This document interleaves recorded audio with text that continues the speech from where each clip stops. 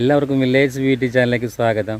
Friends, ഞാൻ നിങ്ങളുമായിട്ട് പങ്കുവയ്ക്കുന്നത് ഒരു എളുപ്പത്തിൽ നമുക്ക് കറി വയ്ക്കാവുന്ന ഒരു ടിപ്സാണ്. അതായത് നമുക്കറിയാം, മുട്ടക്കറിയൊക്കെ നമ്മൾ സാധാരണ ഉണ്ടാക്കാറുണ്ട്, മുട്ട പൊരിക്കാറൊക്കെ ഉണ്ട്. പക്ഷേ ഇത് മുട്ട പൊരിച്ചിട്ട് ഒരു ഗ്രേവി രീതിയിൽ കറിയാക്കുന്ന ഒരു ടിപ്സാണ് ഞാൻ നിങ്ങളുമായിട്ട് പങ്കുവയ്ക്കുന്നത്. അപ്പോൾ നമ്മളിത് ഹിന്ദിയിൽ എഗ്ഗ് ബുർജി എന്നാണ് പറയുന്നത്. മലയാളത്തിൽ എന്താണ് പേര് സാധാരണ കേൾക്കാറില്ല. അങ്ങനെ ഉണ്ടാക്കുന്നുണ്ടോ എന്ന് എനിക്കറിയില്ല. പക്ഷേ ഞാൻ നിങ്ങളുമായിട്ട് ഈ ടിപ്സ് പങ്കുവയ്ക്കുകയാണ്. അതായത് എളുപ്പത്തിലൊക്കെ നമ്മൾ ഓഫീസിൽ നിന്നും അല്ലെങ്കിൽ എവിടെയൊക്കെ യാത്ര പോയിട്ട് വരും, പെട്ടെന്ന് നമുക്കൊരു ഗ്രേവി പോലത്തെ ഒരു കറി ഉണ്ടാക്കണമെങ്കിൽ ചപ്പാത്തിക്കും ചോറിനൊക്കെ നല്ല അടിപൊളിയായിട്ടൊരു കറി ഉണ്ടാക്കാൻ വേണ്ടി നമുക്ക് അപ്പോൾ ഇതിൻ്റെ ടിപ്സൊക്കെ എന്താണെന്ന് നോക്കാം.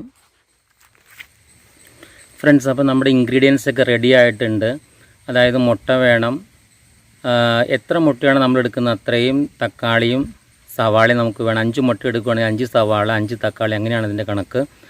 പിന്നെ കുറച്ച് ഒരു 5 പച്ചമുളക് കൊടുക്കാം. നമുക്ക് കുറച്ച് വെളുത്തുള്ളി എടുക്കാം, പിന്നെ കരിയാപ്പില എടുക്കാം. ഉപ്പ് ആവശ്യത്തിന് നമുക്ക് എടുക്കാവുന്നതാണ്. അപ്പോൾ ഈ കാണുന്നതൊക്കെയാണ് ഇതിൻ്റെ ഇൻഗ്രീഡിയൻസ്.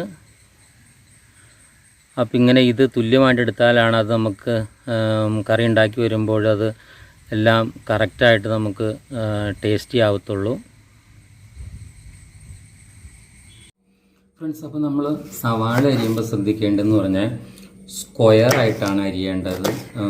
ഇറച്ചിക്കും ഒക്കെ അരിയും പോലെ കുരുകുരാന്ന് അരിയരുത്. ഇങ്ങനെ ജസ്റ്റ് സ്ക്വയറായിട്ട് വലിയ കഷ്ണങ്ങളാക്കി അരിയുക. അപ്പോൾ അരിയാൻ നമുക്ക് എളുപ്പമാണ്, പെട്ടെന്ന് പണിയും കഴിയും. അപ്പോൾ 2 സവാള അരിഞ്ഞു, ബാക്കിയും കൂടി അരിഞ്ഞിട്ട് നമുക്ക് നോക്കാം. ഫ്രണ്ട്സ്, അപ്പോൾ നമ്മുടെ ഇൻഗ്രീഡിയൻസ് ഒക്കെ റെഡി ആയിട്ടുണ്ട്. നമ്മൾ സ്റ്റൗ കത്തിച്ച് എണ്ണ ഒഴിക്കുകയാണ്. കുറച്ച് ആവശ്യത്തിന് എണ്ണ ഒഴിക്കുക. അപ്പോൾ നമ്മുടെ സവാളയൊക്കെ സ്ക്വയറായിട്ട് നമ്മൾ അരിഞ്ഞു വെച്ചു. തക്കാളി അങ്ങനെ നമ്മൾ അരിഞ്ഞു വെച്ചു. പിന്നെ നമ്മൾ പച്ചമുളക് അരിഞ്ഞു വെച്ചു. വെളുത്തുള്ളി നമ്മൾ ആവശ്യത്തിനെടുത്തു. കരിയാപ്പിലേക്ക് എടുത്തു. എല്ലാം നമ്മുടെ ഇൻഗ്രീഡിയൻസും ഐറ്റംസ് എല്ലാം റെഡിയാക്കി വെച്ചിരിക്കുകയാണ്.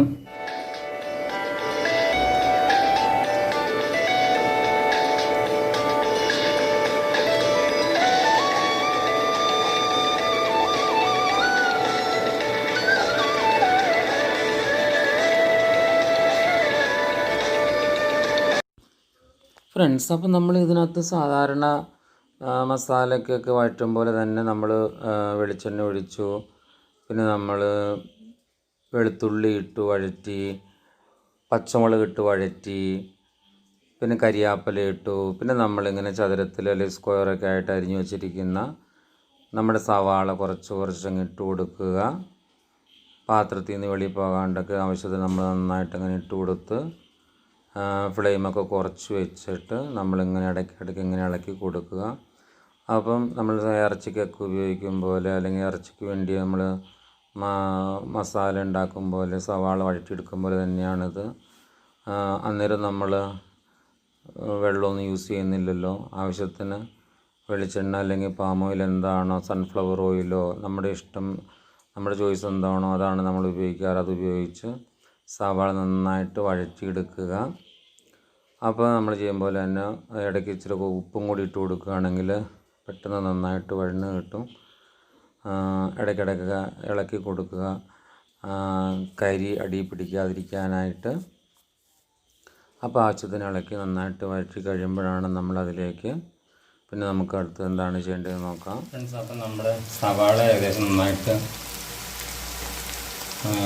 മുരിഞ്ഞിട്ടുണ്ട്. നമുക്ക് ഇതിട്ട് കുറച്ച് മഞ്ഞൾപ്പൊടി ആഡ് ചെയ്യാം.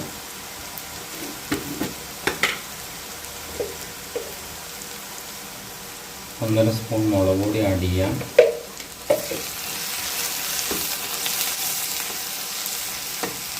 അതുപോലെ തന്നെ 2 സ്പൂൺ മല്ലിപ്പൊടിയും ആഡ് ചെയ്യാം.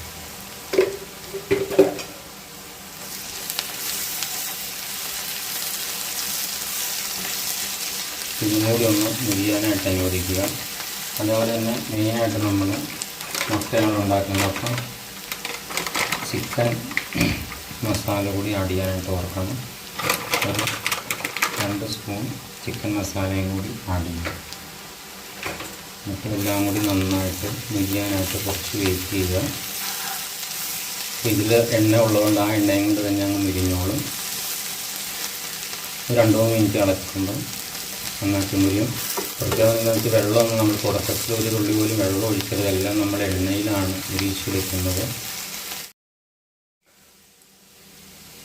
ഫ്രണ്ട്സ്, അപ്പോൾ നമ്മുടെ ഉള്ളി മസാലയ്ക്ക് നന്നായിട്ട് വഴന്നു നന്നായിട്ട് മുരിഞ്ഞിട്ടുണ്ട്. ഇനി നമുക്കിപ്പോൾ അറിയാം ഇതിനകത്ത് വെള്ളമൊന്നുമില്ല. അപ്പോൾ നമ്മുടെ തക്കാളി ഇതിട്ട് ജസ്റ്റ് നമുക്ക് ഇട്ട് കൊടുക്കുക. തക്കാളി ഇടുമ്പോൾ നമ്മുടെ ഫ്ലെയിം കുറച്ചിട്ട് ഇങ്ങനെ തക്കാളി ഇട്ട് കൊടുക്കുക. നമ്മൾ ജസ്റ്റ് അത് ചിക്കി കൊടുക്കുക. പാൻ ചൂടാവണനുസരിച്ച് അത് മുരിഞ്ഞു വരും. അപ്പോൾ ശ്രദ്ധിക്കാനുള്ളതെന്ന് പറഞ്ഞാൽ ഇത് ചിക്കി കൊടുക്കുമ്പോൾ കുറച്ച് ഉപ്പും കൂടി നമ്മൾ ആഡ് ചെയ്യണം. ഉപ്പ് ആഡ് ചെയ്തില്ല പിന്നീട് അതിനകത്ത് ഉപ്പ് പിടിക്കാൻ ബുദ്ധിമുട്ടായിരിക്കും. അപ്പോൾ ജസ്റ്റ് കുറച്ച് ഉപ്പ് ആഡ് ചെയ്ത് കൊടുത്തേക്കുക.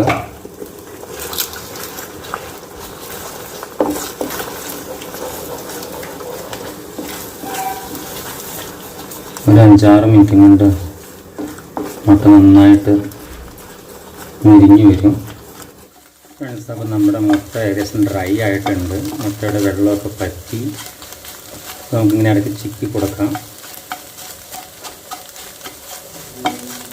വെള്ളമൊക്കെ ശരിക്കും പറ്റിയിട്ടുണ്ട്. അപ്പോൾ തക്കാളി വേകുമ്പോൾ നമുക്കിതങ്ങോട്ട് ഇട്ട് കൊടുത്താൽ മാത്രം മതി.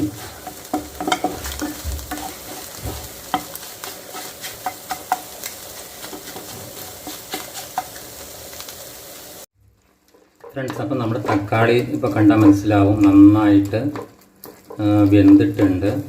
അപ്പോൾ വെന്ത് വരുമ്പോൾ ഇത് ജസ്റ്റ് ഇങ്ങനെ നമ്മൾ ഉടച്ചു കൊടുക്കുക. അപ്പോൾ നമ്മൾ ഈ മുട്ട ബുർജിയിൽ, അതായത് നോർത്ത് ഇന്ത്യൻ മുട്ട ബുർജിയിൽ ഒരു പ്രത്യേകത എന്ന് പറഞ്ഞാൽ ഇതുമായിട്ടുള്ളതിൽ അവർ ഇതിട്ട് തന്നെയാണ്, അതായത് ഈ മസാല തക്കാളി ഉള്ളിയിട്ട് തന്നെയാണ് മുട്ട ഡയറക്റ്റ് പൊട്ടിച്ചിടുന്നത്. അപ്പോൾ അതിനകത്തുള്ള ഒരു പോരായ്മ എന്താണെന്ന് പറഞ്ഞാൽ ആ മുട്ടയുടെ വെള്ളം അത് ഡ്രൈ ആയിട്ട്, അതായത് മുരിഞ്ഞു വരാൻ ഒത്തിരി സമയം എടുക്കും. നമുക്ക് ഗ്യാസ് ഒത്തിരി ചിലവാകും. ആദ്യമൊക്കെ ഞാൻ അങ്ങനെയാണ് ചെയ്തുകൊണ്ടിരുന്നത്. പക്ഷേ പിന്നീട് ആണ് ഈ ഐഡിയ തന്നെ പരീക്ഷിച്ച് നോക്കിയതാണ്. അതായത് മുട്ട സെപ്പറേറ്റ് പൊരിച്ച് ഡ്രൈ ആക്കി എടുക്കുക എന്നുള്ളത്. അപ്പോൾ എനിക്ക് നല്ലതായിട്ട് തോന്നി അത് എല്ലാവർക്കും. മറ്റേ നമ്മൾ ഇതിട്ട് മുട്ട ഇടുമ്പോഴത്തെ ഒരു കുഴപ്പമെന്ന് പറഞ്ഞാൽ നമുക്ക് ചെറുതായിട്ട് ആ മുട്ടയുടെ ഒരു ഉളുമ്പും അല്ലെങ്കിൽ ആ ഒരു സ്മെല്ലും ഫീൽ ചെയ്യും. പക്ഷേ ഇതെന്ന് പറഞ്ഞാൽ ഓൾറെഡി മുട്ട നല്ല ഡ്രൈ ആയതുകൊണ്ട് നമുക്ക് അങ്ങനെ ആ ഒരു സ്മെല്ലൊന്നും വരത്തില്ല. വളരെ നന്നായിട്ട് നമുക്ക് ഗ്രേവി പോലെ കഴിക്കാനായിട്ട് സാധിക്കും. ഇപ്പോൾ നമ്മുടെ മസാല അല്ലെങ്കിൽ തക്കാളി സവാളയൊക്കെ നന്നായിട്ട് വഴന്നിട്ടുണ്ടെങ്കിൽ നമുക്ക് ഈ മുരിഞ്ഞ മുട്ട ഇതിട്ടിട്ട് ആഡ് ചെയ്താൽ മാത്രം മതി. അപ്പോൾ അതും കൂടി നമുക്ക് ലാസ്റ്റ് അതും കൂടിയാണ് ഇതിനകത്തുള്ളത്.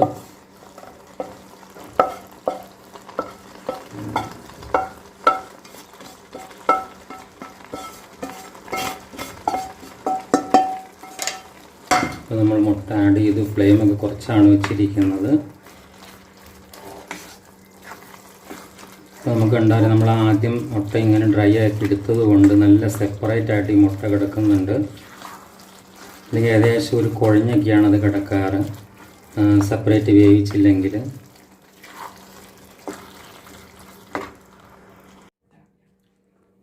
ഫ്രണ്ട്സ്, അപ്പോൾ നമ്മുടെ മുട്ട ബുർജി ഏകദേശം റെഡി ആയിട്ടുണ്ട്.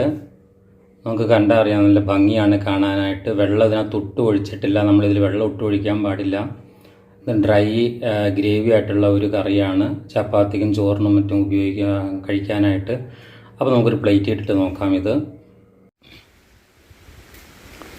ഫ്രണ്ട്സ്, അപ്പോൾ നമ്മുടെ മുട്ട ബുർജി നല്ല അടിപൊളിയായിട്ട് റെഡി ആയിട്ടുണ്ട്. കണ്ടേറെ കണ്ടാൽ നല്ല രസമാണ് കാണാനായിട്ട്. ടേസ്റ്റി ആൻഡ് ഡിലീഷ്യസ് ആണ്. അപ്പോൾ എല്ലാവരും സമയം കിട്ടുമ്പോൾ ഉണ്ടാക്കി നോക്കുക. എന്നിട്ട് കമൻ്റൊക്കെ എഴുതുക. വീഡിയോ ഇഷ്ടപ്പെട്ട എല്ലാവരും ലൈക്ക് ചെയ്യുക. അതേപോലെ സബ്സ്ക്രൈബ് ചെയ്യാനുള്ളവരൊക്കെ സബ്സ്ക്രൈബ് ചെയ്യുക. കഴിച്ചു നോക്കുമ്പോൾ നമുക്കിതിൻ്റെ ടേസ്റ്റ് എത്രമാത്രം ഉണ്ടെന്ന് അറിയാൻ പറ്റത്തുള്ളൂ. അപ്പോൾ എല്ലാവരും ഇതുണ്ടാക്കി കഴിച്ചു നോക്കുമെന്ന് വിശ്വസിക്കുന്നു. ഇത്രത്തോളം വീഡിയോ കണ്ടുകൊണ്ടിരുന്ന എല്ലാവർക്കും നന്ദി പറയുന്നു. അടുത്തൊരു വീഡിയോയിൽ കാണുന്നവരെ thank you and thanks for watching.